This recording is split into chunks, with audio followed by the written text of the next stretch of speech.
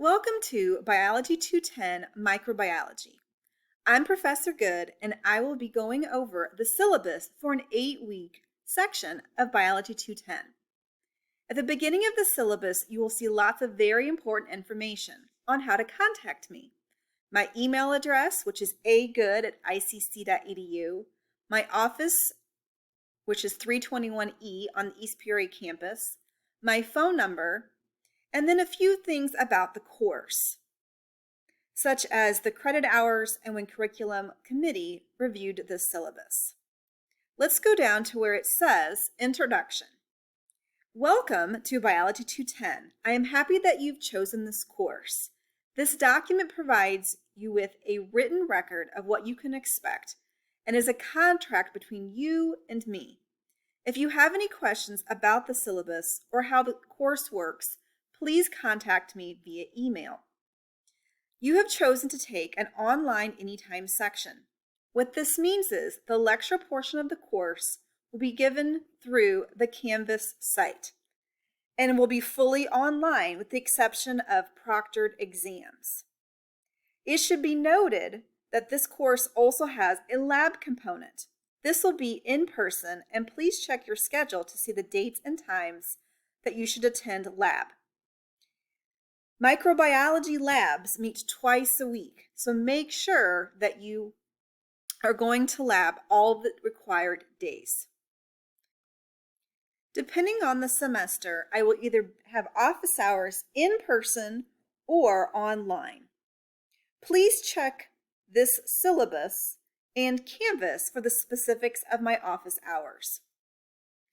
For a summer session, I typically are going to have office hours by appointment. Please contact me to have either a virtual Zoom appointment or, if needed, we can meet in person.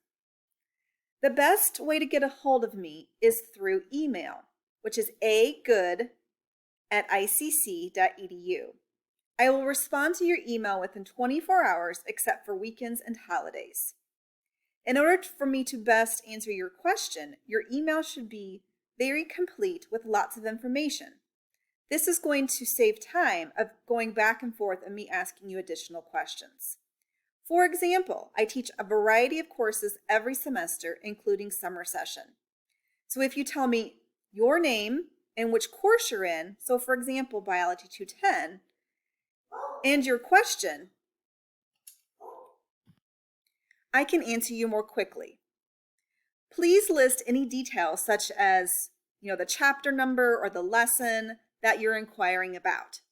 Since we're in an academic setting, it is very important that you use proper grammar, complete sentences, and not texting or abbreviation. It should also be noted an ICC policy is that I can only respond to your ICC email address. So if you email me from your Gmail or Hotmail, I will respond, but I usually will say, please email me from your ICC email address. The purpose of this syllabus tutorial is that you can get a general idea of how the course works.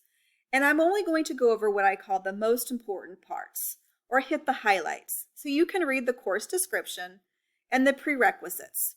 The only thing that it should be noted is it's very helpful if you've already completed, not taking concurrently, either Biology 140 or 205 or 160. That will help you be more successful in the course. The course level outcomes are basically the things that we're going to cover during the semester. Required books and materials. Since you are registered for an online component of this course, you will need access to a computer that is not a Chromebook or just your phone, an actual laptop or desktop.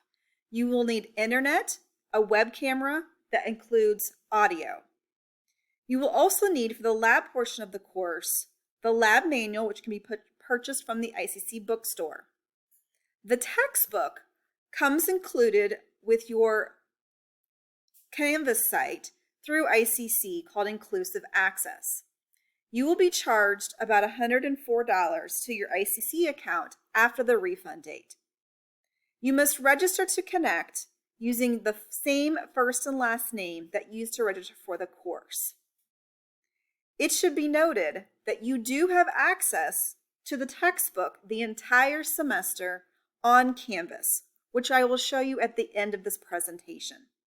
If you're someone that likes an actual copy of the textbook, you can use the ICC bookstore to purchase the loose leaf version for $40 or contact McGraw-Hill directly. So let's talk about what you really care about, how to learn the material, especially in an online course. The best way to learn the material is by completing the Nearpods. Nearpod is a program that I'll be using this semester, and I have narrated each slide. So you're going to go to Canvas, find the Nearpod assignment for each chapter, listen to each slide, and complete the activities that are embedded in Nearpod. This is similar to attending class in person. I cannot stress enough how important it is to listen to each slide. I do analogies, I provide examples, I give study tips, I do all kinds of things that are not just the written words on each slide. I do further explanations, and this is going to mimic coming to class. So by using the Nearpods and completing the corresponding lecture packet, that will be the lecture notes that you're going to use to study for quizzes and exams. So I'm primarily going to talk about the lecture portion of this class. You will learn about the lab portion, which is going to meet once again twice a week and will have a separate Canvas site once you attend lab. The lecture material is going to be delivered via Canvas within modules. Each lesson is going to contain 1 or 2 chapters of content. And as I previously mentioned, I would use the lecture packet and fill it out. It's going to have the exact same information that's in the Nearpods. The packet is going to basically have blanks or spaces, and you're going to find the answer to those blanks or spaces within the Nearpod. They're highlighted and bolded so you know exactly what to fill in. So for assessment, we use a variety of things in this course, such as quizzes and the comprehensive final at the end of the semester. I also want you to understand that even though you have registered for an online course, exams 2, 3, and 4 and the comprehensive final are going to be in person. The only exam that is going to be proctored online is exam 1. This is because of the Juneteenth day off or holiday. If you're taking this a different summer in which we don't have that holiday, it is possible that all the exams will be given in person. Don't worry, we're not going to take any additional time. I'm going to use a little bit of time at the end of your lab periods when you see it on the lab or the lecture schedule to give those exams. All of the exams, with the exception of the final, are 65 questions and 100 points. The final exam is 150 points and 150 questions. So for attendance, you'll be attending via online or virtually. So basically, you need to be going to lab, completing the online assignments for lecture, and making sure you're staying up with the work. In an 8-week course, we're still covering every single piece of content that we would in a 16-week course, but we're just doing in half the time. So in other words, we are going to be condensing, but not eliminating, the content that we would get in a 16-week course. So you're going to have a lot of homework, unfortunately, and a lot of assignments in a short period of time. There are several different types of assignments, which I will cover on the next couple pages. They include things like homework, quizzes, exams, Nearpods, etc. I do drop the lowest lecture quiz at the end of the semester. And you can view all of your quizzes 1 hour after the due date. So sometimes life gets in the way, you oversleep, you get a flat tire, things just happen. So each student at the beginning of the semester has 3 tickets. And basically, the tickets are what I call get out of jail free cards. They're going to provide extensions on assignments. So if you forget to do an assignment, please email me using as much information as possible. So my name is Joan Smith, and I'm in your biology tutoring class this summer, and I'd like to use a ticket on quiz 3. So what I will do is I will go in and I will provide a 40-hour extension. But here's the kicker. That's from the original due date. So if it was due on a Tuesday and you don't email me till Wednesday, then now you only have 48 hours from that due date, which was Tuesday, which would mean Thursday at 11:59. So the earlier you email me, then I will open that assignment up and you can use your ticket. It is one ticket per assignment, not per lesson. So if the lesson has, 3 assignments and you forget all 3 of them, then you could potentially use all 3 tickets. You can only use 1 ticket for an exam and 1 ticket for a quiz. The rest of the tickets can be used for homeworks, Nearpods, etc. So grades. Grades are going to be 67% from the lecture portion of the course and 33% from the lab portion of the course. The grading scale is a nice, easy 10-point scale, and you should check Canvas often to see what your grades are. I don't give a reduction for late points. If you're like, well, can I just do it for half points? No, you can either use a ticket in a timely manner and complete it, or it will be a 0. After the last day of classes, I do not provide any more extensions, so no late assignments, no extra credit, etc. So that last day of classes, not final, everything needs to be in so that you can receive all of your points. All right, so this next big section, you can read it. It basically goes through what not to do. It tells you to not cheat, basically. And I'm going to scroll through to the next page. So for this course, for all of the quizzes and for exam 1, I'm going to use Proctorio, which is embedded in Connect. So in other words, when you pop open your first Proctorio practice quiz, then you are going to be prompted to do some things like download the extension. Microsoft Edge actually works the best as the browser. Chrome will work also, Chrome is good, but sometimes it has some glitches. So Edge is often the best. So while you're taking your test and exam 1, you will be, when I say watched, you can actually collapse the camera. So I can still see you even if the camera is collapsed. And sometimes that's distracting for students for you to be able to see yourself, so just collapse that. You will need your student ID or a driver's license, something that just has your face and your name. And during all tests and quizzes, the only resource you're allowed is your brain. No phones should be out, no papers, no study guides, no help, no phone a friend, nobody in the room. If you're looking up and down and side to side and I cannot see your entire face the entire time and it appears that you're cheating, I'll send you an email. And the first time I see this, basically you get a 0 on that assignment. Obviously, I'll contact you. I also will fill out what's called a student of concern form and send it to the dean of students. The next time, if there is a next time, then I will give you a 0 for the course, not just the assignment. And again, we probably will have a meeting with the dean of students. So just make sure, face forward, eyes forward, as if you were taking a normal test and not looking around, etc. Now, I do understand that things happen. I've watched these videos and seen cats go flying around and knock down plants, etc. If things like that happen, or little kids, siblings, or your child open the door and say, like, hey, what's going on in here? I understand, life happens. So if those things happen, just email me. I will check the video and be like, I didn't see anything suspicious, and you're good to go. So the rest of this basically goes through, if you are having technical issues, what to do. So as I scroll down, you're going to see my tips and tricks. This is all I have, folks. So in other words, if you try all of these things and they don't work, then you need to either contact Proctorio support, which is up here at the top, or McGraw-Hill. I am not a computer technician. I'm a biologist. So if these don't work, then you can contact me, but you need to contact the people that can actually help you, which are the people listed here for support.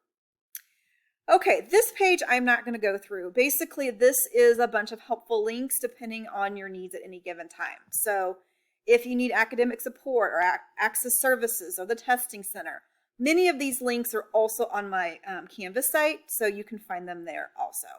So let's keep scrolling till we get to page 6. Has a lot of good information.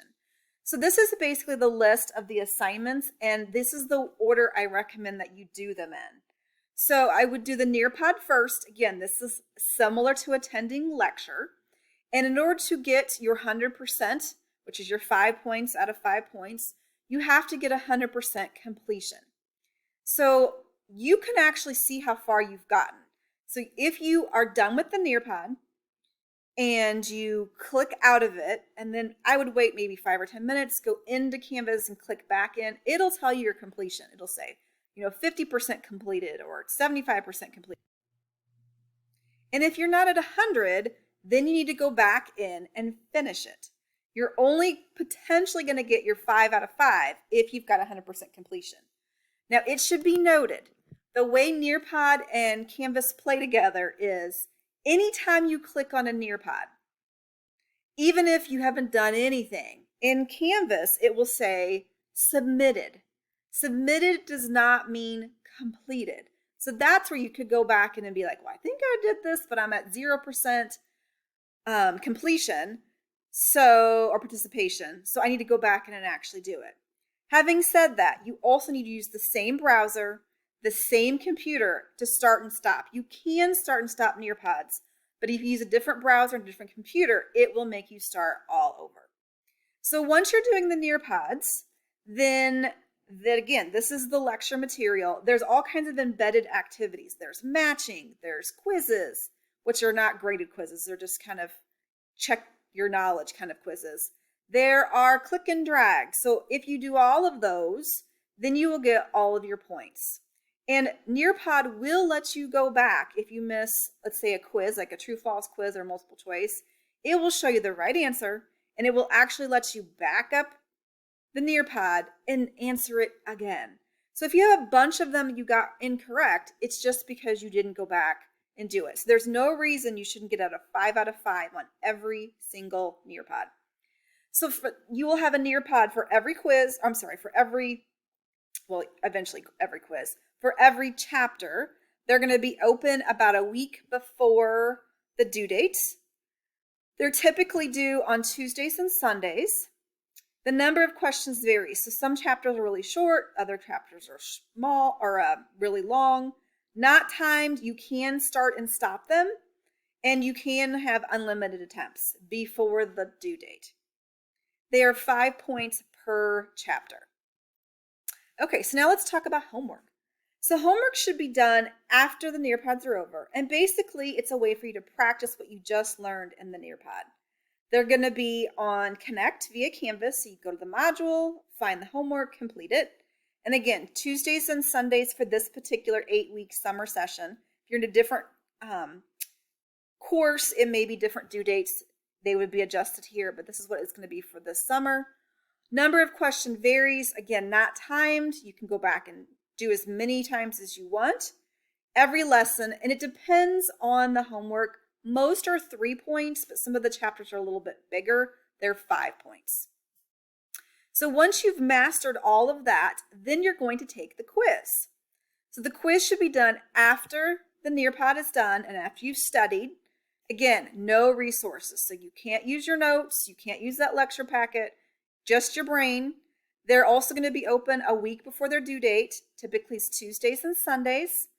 And they are 10 questions, 10 minutes, but you have 1 attempt. I do drop the lowest quiz at the end of the semester. And then we've kind of already talked about exams. So basically exams are units. So it's going to be cumulative. So the quizzes are a good thing to study for the exams. For this particular summer, exam 1 is exam 1 is online and the rest are going to be in person. The exams are 100 points except for the final, and it's 150 points. I do not drop any exam grades. So whatever you get on the exams, those stay. If you're familiar with something called SmartBook and you really like SmartBook, they're available in the Canvas site for practice. So if you're like, I really like those, you can do them. I just don't have them for graded assignments because I'm trying to, believe it or not, minimize the amount of assignments you have. So instead, I've chosen that Nearpod is a little bit more important than a smart book. But if you want to do them, great, go for it. So this is just basically to talk about how an online course works, how much you should be studying, how to start. So obviously you're doing the syllabus Nearpod now. Good job. Make sure your ACT email is working. Make sure you've looked at the Canvas site. Read all the FAQs. And here are some best practices. So things like take notes, study every day. And yes, she said every day. And I'm saying 30 minutes. Study 30 minutes every day just to kind of get an idea of how the course works. And, so you stay up on the topics. If you try to cram it all in, that's when you're going to be stressed. And then I have a few tips for if you're taking, or when we're taking the in-person exams. Okay, so the in-person exams, I should note, they are going to have about 10 on average short answer analysis questions. So the rest will be multiple choice or matching, but there will be a little bit of short answer on all of the exams, actually including exam one, there's one essay per person. And that's a big pool of questions, so not everybody's going to get the same questions. All right, so the next couple pages I'm going to do somewhat quickly. Basically, here is the schedule. I would print this page and the next page out and tack it on, a bulletin board or your refrigerator. This is how you're going to keep track of what is due when.